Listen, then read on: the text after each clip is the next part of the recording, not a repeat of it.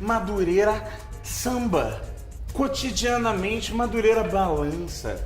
Madureira pulsa o coração suburbano carioca, meu caro.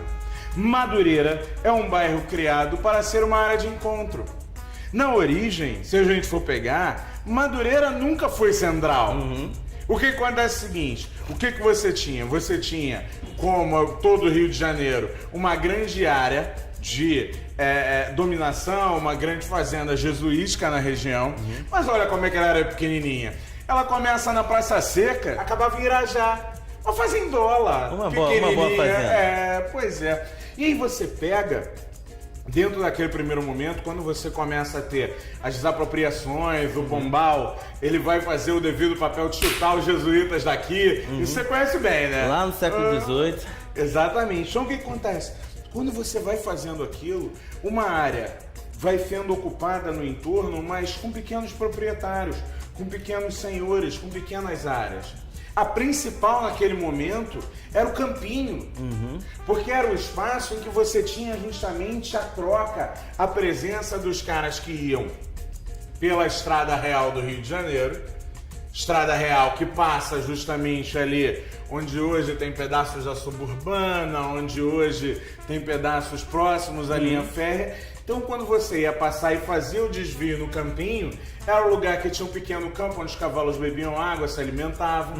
Eram pequenas áreas e que elas, ao mesmo tempo, não tinham uma centralidade.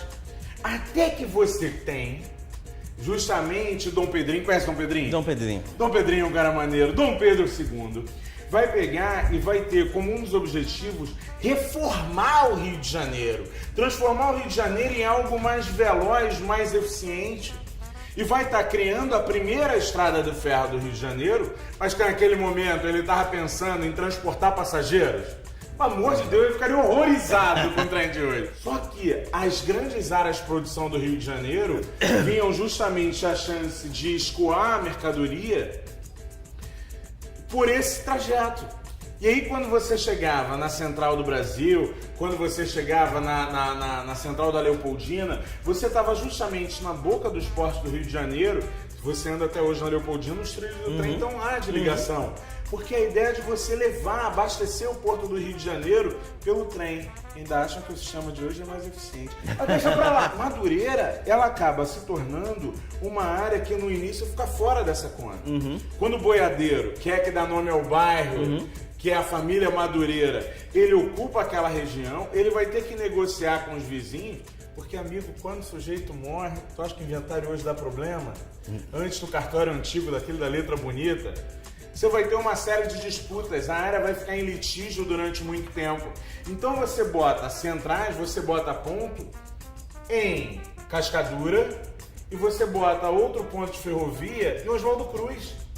Madureira não tinha nada. Tem uma criação de uma cultura, não sei se posso dizer uma cultura própria, mas acho que sim, que é a coisa do samba, que se tinha aqui, né, se a gente pode dizer, se alega que o samba foi criado no Estácio, ou alguns dizem que foi lá perto da Gamboa, na Tia Seata, enfim, tem uma discussão sobre isso, mas em Madureira tem uma coisa bastante clara, que é a criação de um samba diferente, um samba de subúrbio, uma escola. Samba jongado. Exatamente, que vem, e aí, exatamente da questão do jongo, que você tem muito, até hoje você tem muito forte o jongo da Serrinha. Onde é a Serrinha?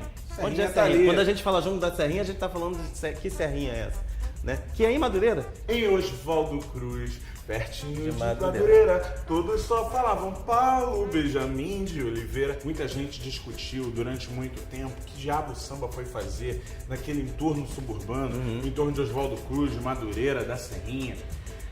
Quando você começa as reformas do centro do Rio de Janeiro, quando você começa os processos de expulsão do centro do Rio de Janeiro, essas populações elas vão precisar começar a buscar algum local, alguma área de ocupação. Então você aí já tem o início, primeiro vão pela linha do trem, como a gente falou, depois, já na década de 60, novas reformas, década de 50 na verdade, novas reformas, questão do automóvel sendo introduzido como uma nova febre brasileira, que o Automóvel Clube com o JK que não me deixa mentir, essa figura E aí você vai ter justamente a construção de vias que de alguma forma possibilitasse a chegada e a saída e possibilitasse também a expulsão de determinados grupos que historicamente ocupavam ali ainda resquícios algumas áreas dentro da cidade. Então, primeiro no século XIX, a ocupação daquele entorno, você teve a chegada de determinados grupos de origem quilombola, origens